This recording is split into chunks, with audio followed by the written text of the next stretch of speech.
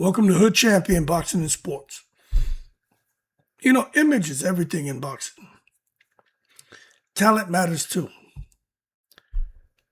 but image has a lot to do with it. There was a time where Clarissa understood the importance of image. You wouldn't even recognize these people. I had to look hard and say, who is this? A sister and brothers and mom. Wishing everybody a Merry Christmas. This was 239 weeks ago. Now you move beyond that and you look at what we're dealing with right now. You know, for Clarissa and for all these other athletes, and even people, man, out here in different professions, talent opens the door, but professionalism keeps it open.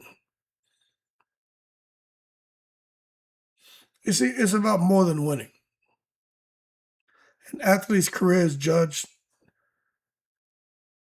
in a lot of ways, but really three different arenas: performance and competition, business relationships, public reputation. And a lot of athletes have already discovered that exceptional talent alone does not guarantee the biggest opportunities. But you see, for Clarissa, she hasn't figured that out yet. Organizations, sponsors, broadcasters, and fans often consider reliability, professionalism, and public image alongside athletic success. If reliability is missing, you're probably not going to do so well. If professionalism is missing, you're probably not going to do so well. And if your public image has been destroyed by your erratic behavior and being unprofessional, the organization, sponsors, broadcasters, and fans are probably going to walk away from you. And that's exactly what we've seen happen to probably the most talented female boxer ever, okay? See, she lacks professionalism. And because she's so extreme with her negative ways, you have people like Amanda Serrano and Katie Taylor who are going to be retiring soon, but they don't have to do much at all to just look like shining stars compared to Clarissa Shields. Then you could take the other ladies, like who are going to be around for a while, like Michaela Mayer, Chantel Cameron, Caroline DeBar, Alicia Baumgardner, and there are others who come out here and all they have to do is just basically, man, just stay out the way. You know what I mean?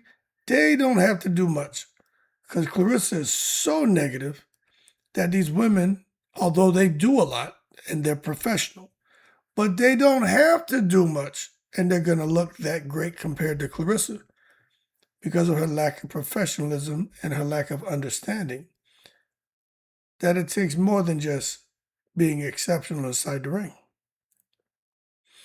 Now, you know, professionalism creates opportunities. That's why you look at what's going on with Jake Paul, the women at MVP, and the women who are every other woman outside of Clarissa Shields. Even Jake Paul has cleaned up his image and has really transitioned from being a YouTuber to being a businessman, to being a promoter, and to growing his brand and growing the brands and profiles of his fighters. And that's why there's so many different opportunities being created over there. Now, for Clarissa and her team, I'm going to talk about Win Records Papoose. They aren't seen as being very professional.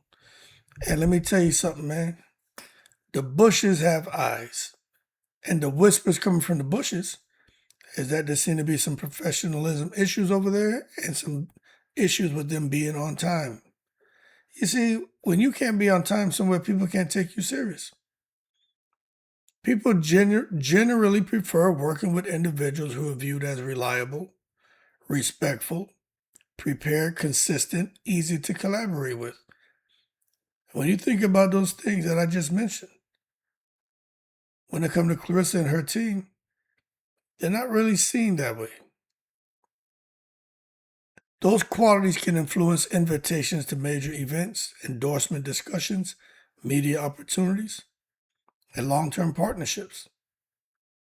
Professionalism becomes part of an athlete's overall value. And this is why you watch what Jake Paul is doing with those women. How they MVP just merged with PFL. They got an alliance with Eddie Hearn and Matchroom. Because they understand the importance of professionalism.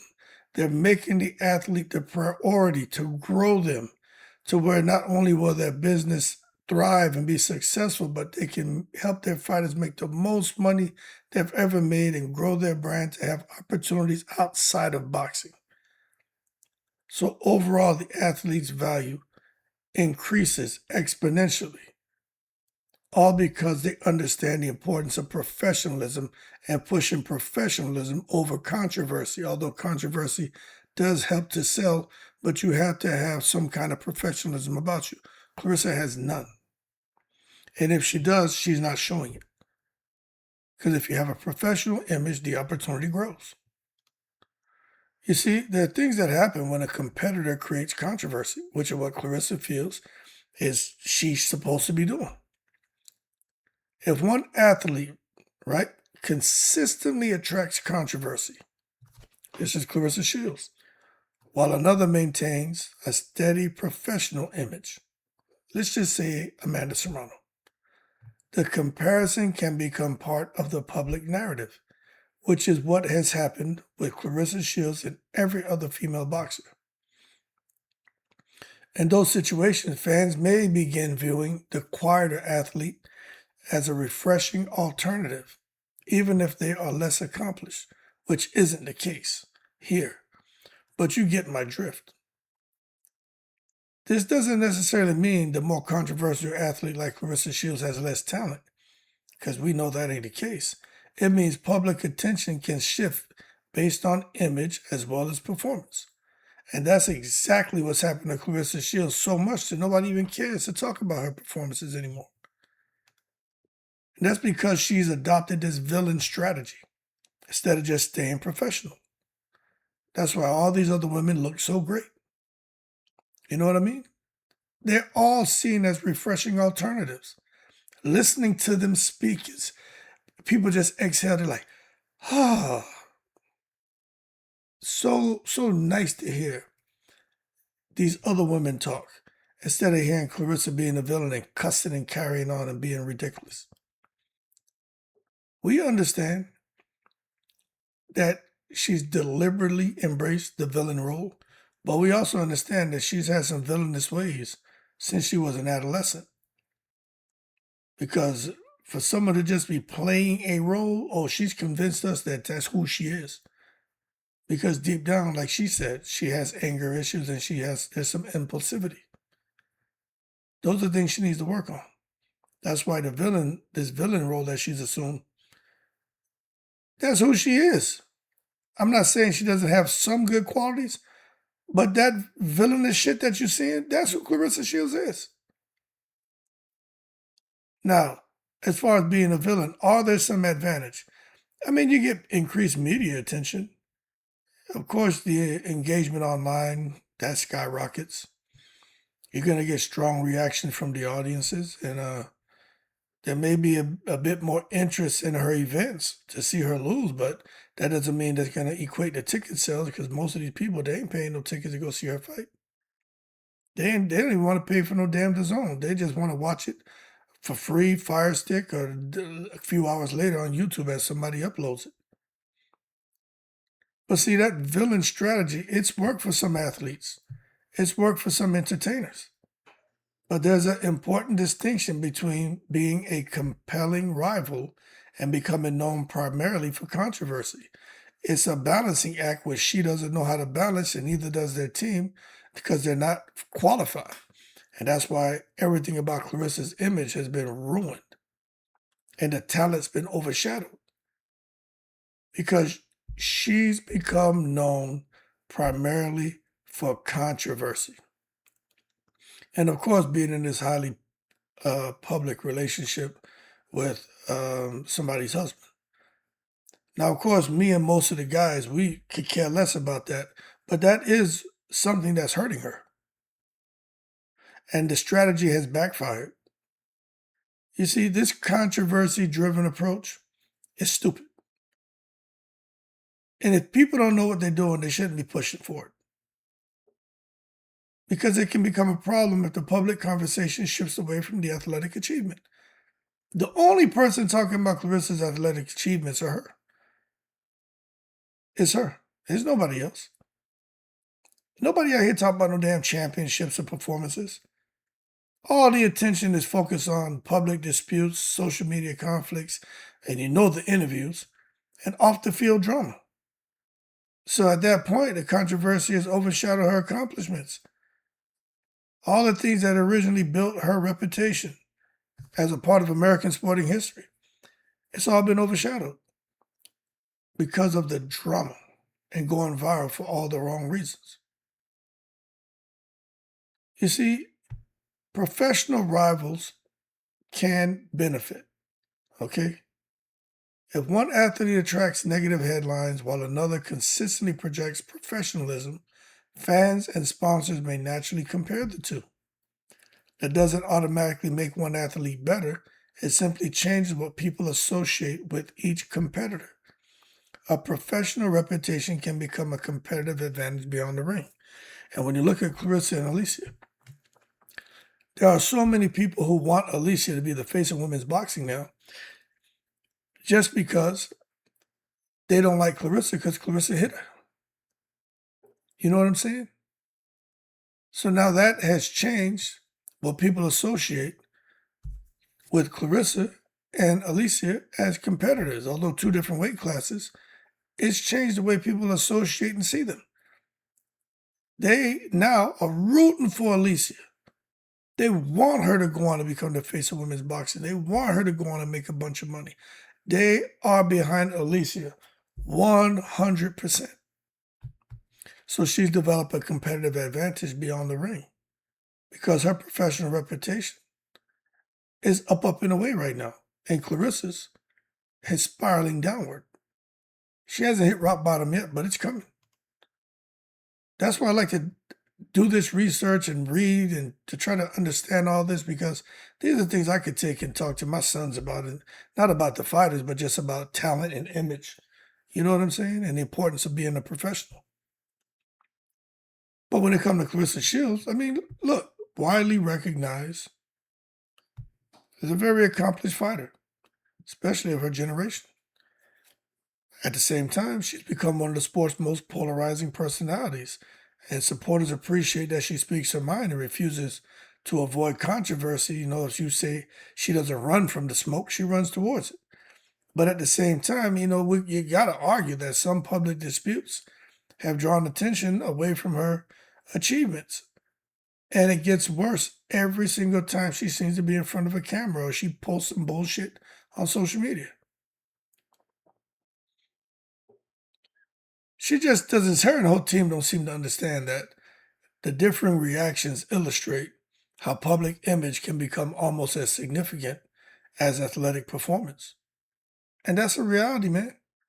You want to talk about a good example? How about George Foreman?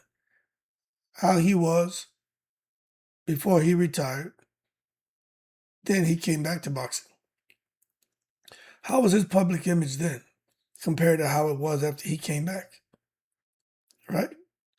So the athletic performance was there. He was a beast in the ring, but he was seen as a villain. He wasn't a nice person. But when he came back, he still had the athletic performance, although he was older, but his public image carried him. The public image means so much more than the athletic performance. Branding, professionalism.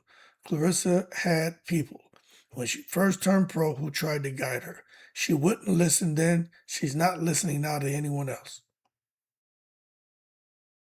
That's why fans sit back. Boxing fans sit back and they point to fighters. They compare public images. That's why we keep bringing up an Amanda Serrano or Katie Taylor, especially now, even now, Michaela Merritt, Chantel Camerons, Caroline Dubois, and Alicia Baumgartner. Because everybody's built a public image in a different way. Some are more outspoken, others are known for letting their performers do most of the talking. I mean, there's no single formula for success, people, but different branding strategies can lead to different public perceptions. But you can't sacrifice being a professional. I think that shit is a joke.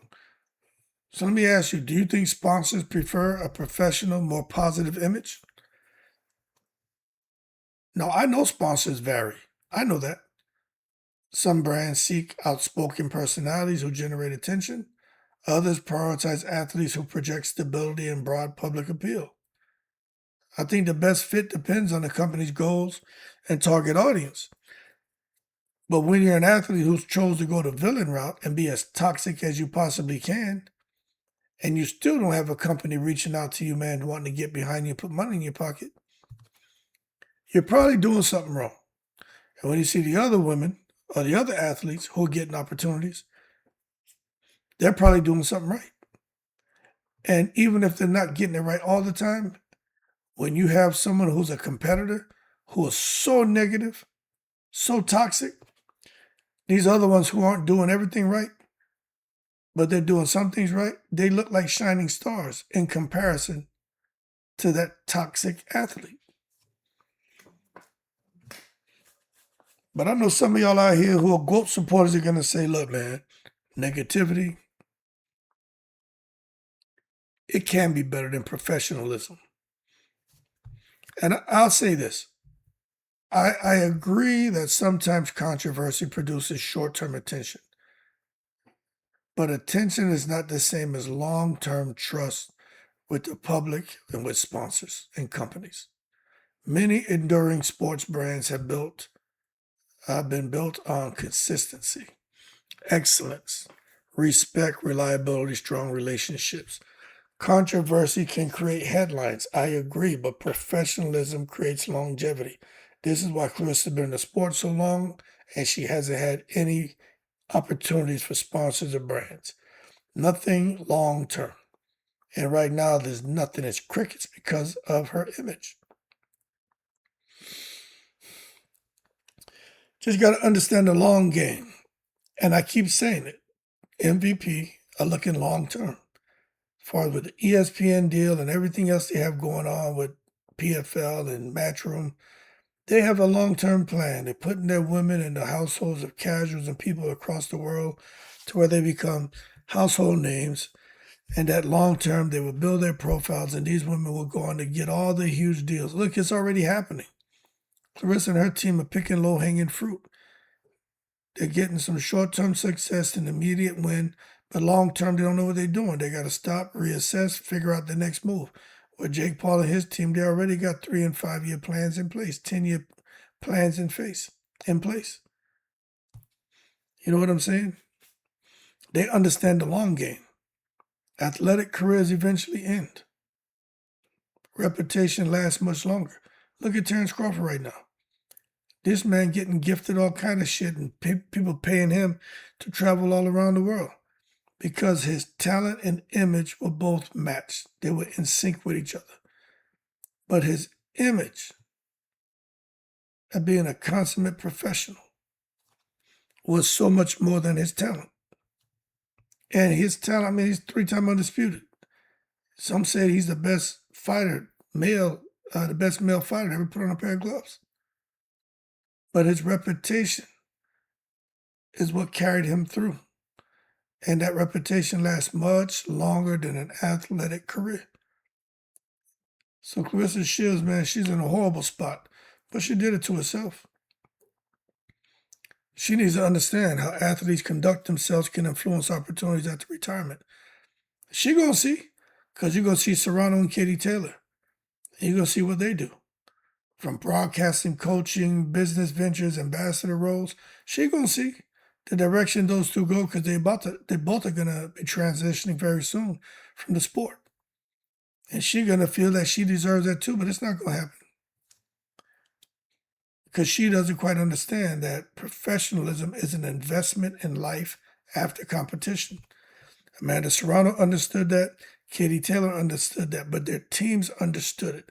That's why they didn't let them fall into any of these pitfalls. They helped them avoid all that. Nobody's doing that for Clarissa Shields. They want her to keep falling in pitfall after pitfall. That's what they want. So I'll just say this. Every athlete chooses how they want to be remembered. Some build their legacy primarily through rivalry and spectacle. Others emphasize consistency, sportsmanship, and professionalism. But neither path guarantees success. But history suggests that sustained excellence combined with a strong professional reputation often creates the widest range of opportunities over the course of a career. And I can tell you that I wasn't a professional boxer, but I'm a retired guy. And I'm going to tell you, man, attitude in being a professional, it's going to take you a long way. Being able to communicate effectively as well, verbally and written, controlling your nonverbals, having the right attitude, being reliable, responsible, respectful, and having the discipline to do the things you don't want to do like you love it.